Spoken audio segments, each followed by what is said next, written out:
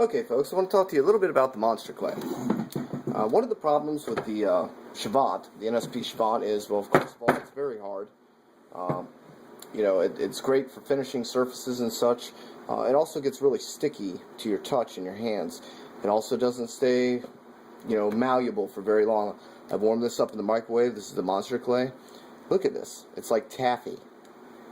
And the best part is, it's not sticking all over to my hands. A little bit caught on my ring there, but look, it comes right off.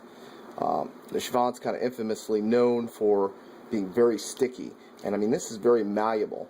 So when speed's an issue, this gets you a little bit closer to that consistency of wed, which allows you to roll up stuff really quick. You just start laying it down.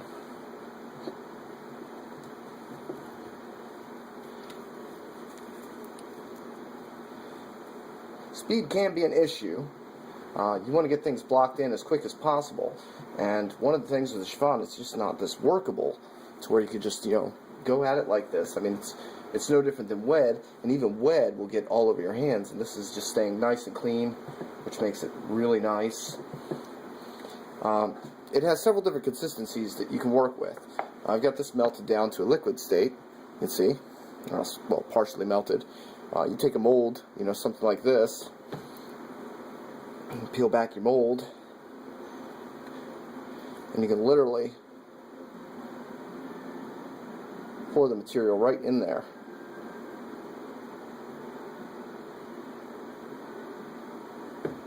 Even something small as teeth.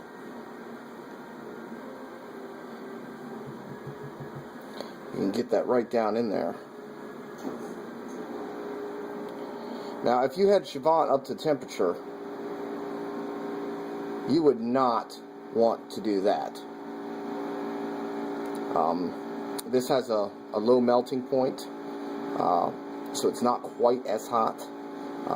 You have to be careful with that because it can be hotter than you think it is, but it melts at a lower temperature point, so it's not going to scald your hands, which I think is awesome. Allows you to pour molds like that. Like I said, it stays nice and gushy for some time here. Once you microwave it, you've got plenty of time to work with this before it starts to harden up. And when you want a surface for your detail, you just throw it in the freezer.